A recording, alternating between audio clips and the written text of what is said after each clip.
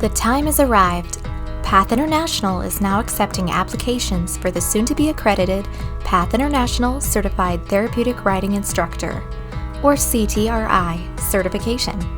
Developed by the Path International Credentialing Council to meet the National Commission for Certifying Agencies' rigorous standards for accreditation. The CTRI certification program entails approval of a 5-part application in order to become eligible to take the certification exam. Applications must be submitted as one complete packet, accompanied by all relevant documentation. The requirements must be met for each part in order for the application to be accepted and approved.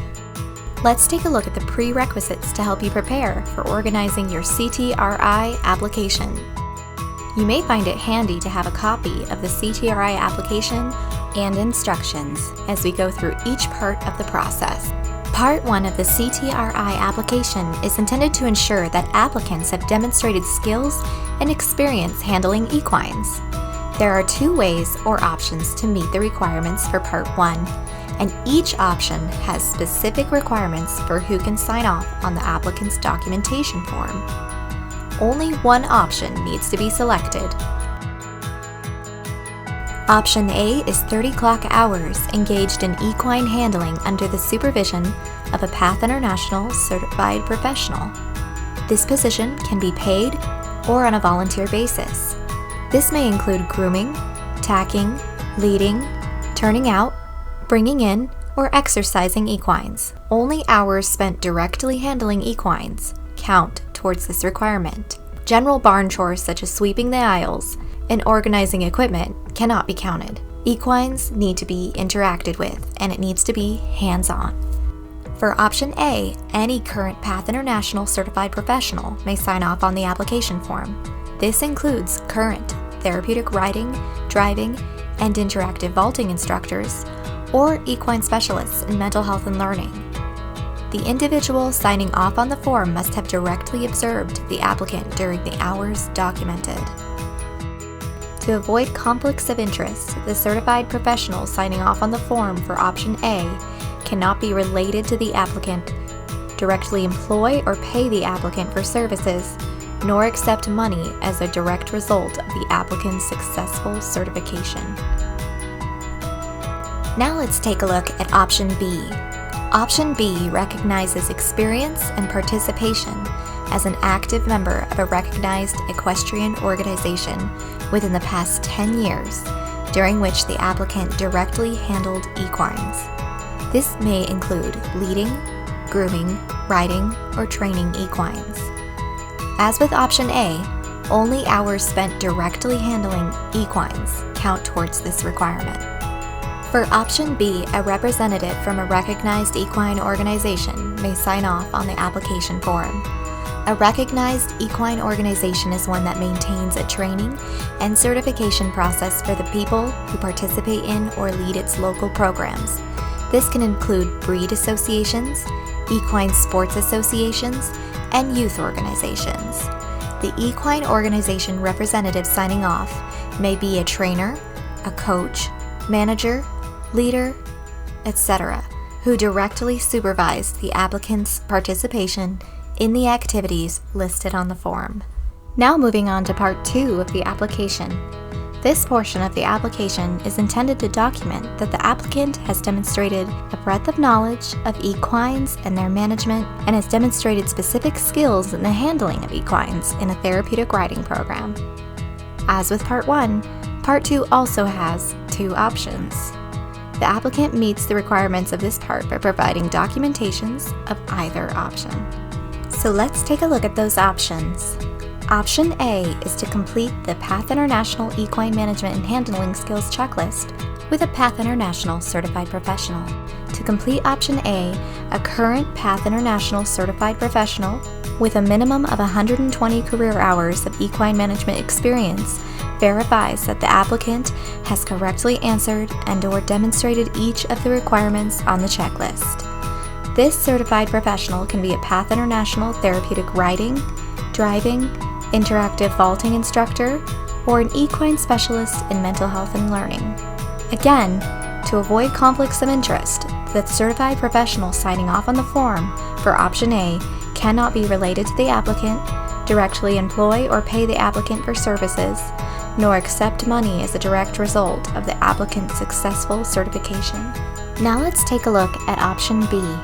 Option B is to submit documentation of successful completion of an equine management and handling course or certification from an equine organization or institution of higher learning. The course of study of certification should have covered all the topics on equine management and handling that the skills checklist does for option A. To complete the requirements for option B, the applicant must provide documentation of the course content or certification criteria must be supplied. Documentation may include syllabi, curriculum outline, or skills and learning objectives. Proof of successful completion may include official or unofficial transcripts. Now let's move on to Part 3. Part 3 of the CTRI application is a video demonstration of the applicant instructing a rider of their choosing through a set arena pattern. Specifications for the video and expectations for the applicant's performance are described in the CTRI application instruction booklet. Applicants will submit their video by uploading it along with a copy of their photo ID to the secure Path International Dropbox. Both files must be titled using the naming conventions shown here and described in the CTRI application instruction booklet. Applicant videos will be scored by trained Path International video assessors according to the expectations described in the CTRI application instruction booklet. Note that the purpose of the video is for the applicant to demonstrate their instructional ability, not necessarily for the rider to present a polished performance. The applicant should select a rider and equine with this goal in mind. Almost there. Now, let's take a look at Part 4 of the application. This is the first part of the application, where applicants document their experience working with individuals with disabilities. There are two options to fulfill this part of the application. Only hours spent directly interacting with people with disabilities to whom the applicant is not related to may be documented. For option A, applicants must document 25 clock hours working with individuals with disabilities in therapeutic writing lessons.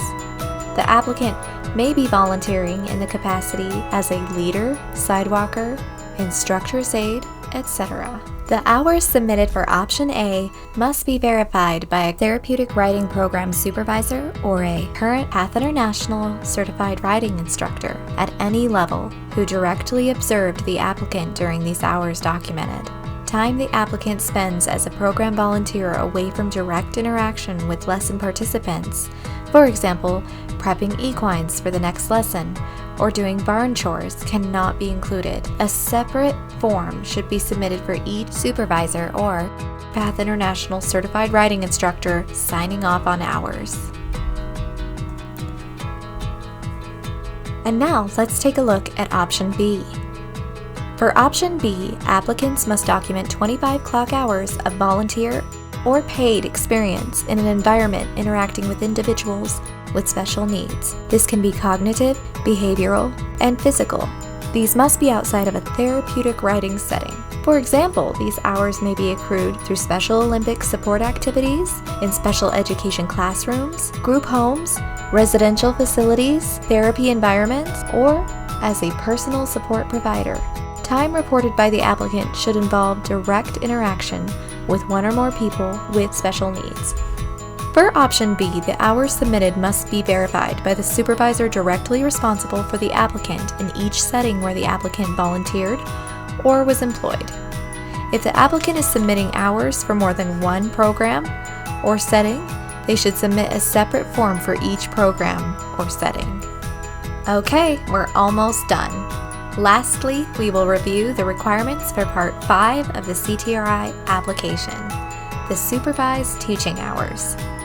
All CTRI applicants must submit a minimum of 25 clock hours instructing therapeutic writing lessons to participants with disabilities under the supervision of a Path International certified therapeutic writing instructor within the last 2 years. Of the 25 hours, a minimum of 13 hours teaching therapeutic writing lessons to groups of 2 or more writers must be documented, and a maximum of 12 hours teaching individuals or private therapeutic writing lessons may be documented. Additionally, a minimum of 3 hours teaching therapeutic writing to groups of 2 or more writers using 3 volunteers per writer must be documented.